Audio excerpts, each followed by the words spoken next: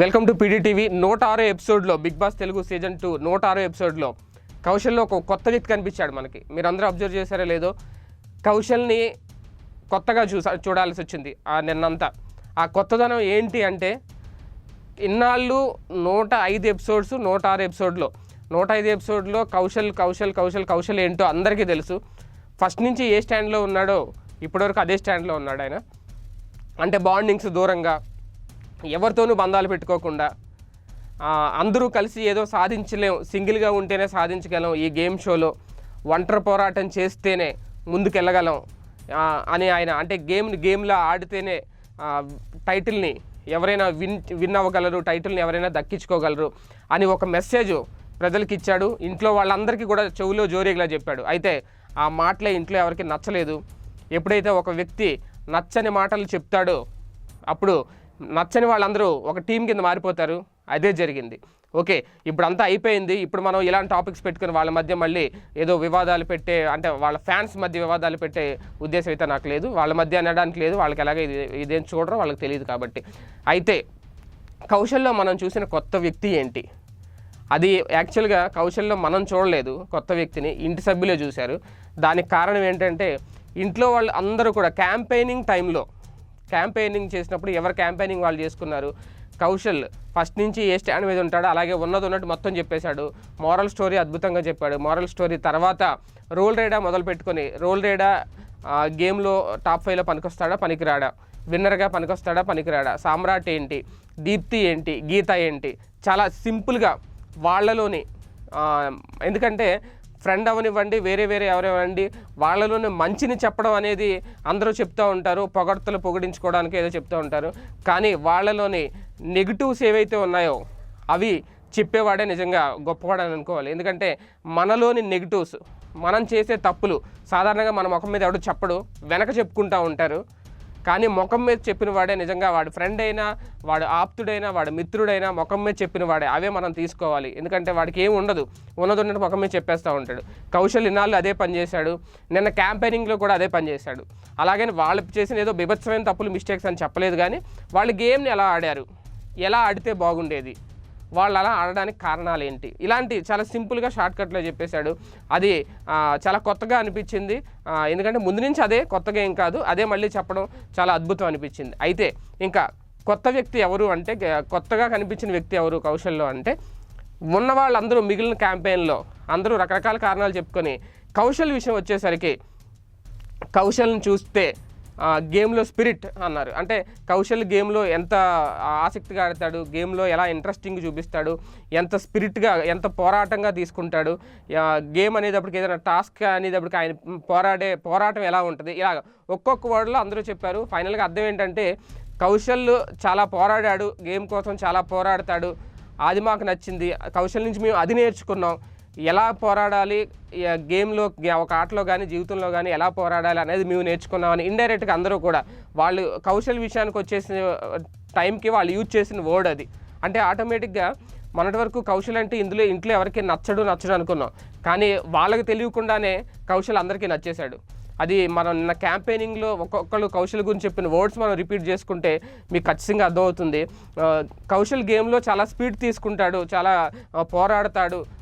కౌశల్ పోరాటం అద్భుతంగా ఉంటుంది. అంటే దాని అర్థం ఏంటి, గేమ్ కోసం, అక్కడ గేమ్ కావాల్సిందే అది. బిగ్ బాస్ 2లో గేమ్ కోసం పోరాడాలి. ఆ పోరాట పటిమ ఏదైతే ఉందో అది కౌశల్లో ఉందని చెప్పి మొత్తం ఇంట్లో ఉన్న 6 సభ్యుల్లో 5 ఒప్పుకున్నారు.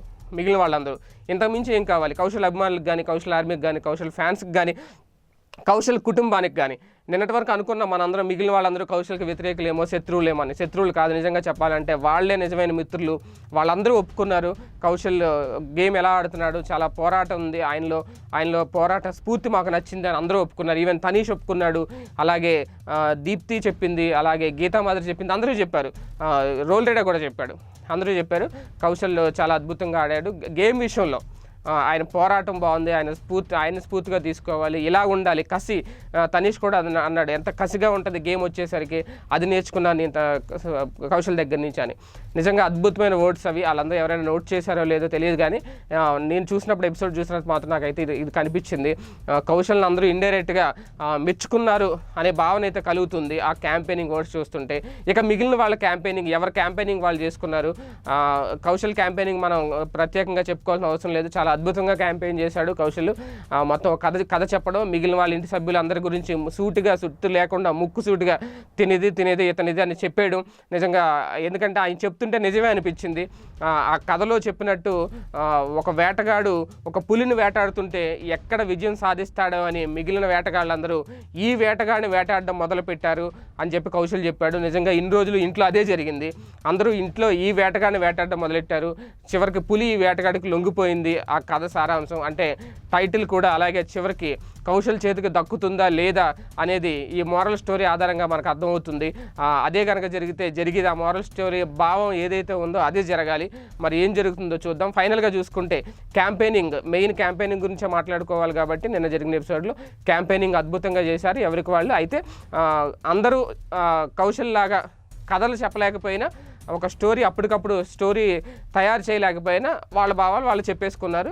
కౌశల్లో ఉన్న ఒక టాలెంట్, ఎందుకంటే గతంలో కూడా మనం చూసాం ఫోన్ టాస్క్లో ఆయన గంటలు ఒక స్టోరీని చెప్తా కూర్చున్నాడు.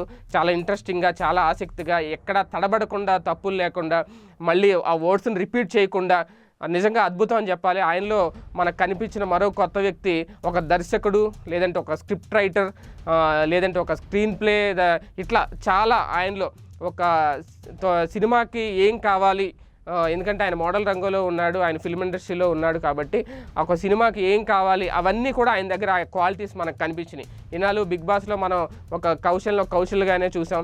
నేను నా కథ చెప్పిన తర్వాత ఆయనలో ఒక దర్శకుడు కనిపించాడు, మనకి ఒక మంచి రైటర్ కనిపించాడు, స్క్రిప్ట్ రైటర్ కనిపించాడు.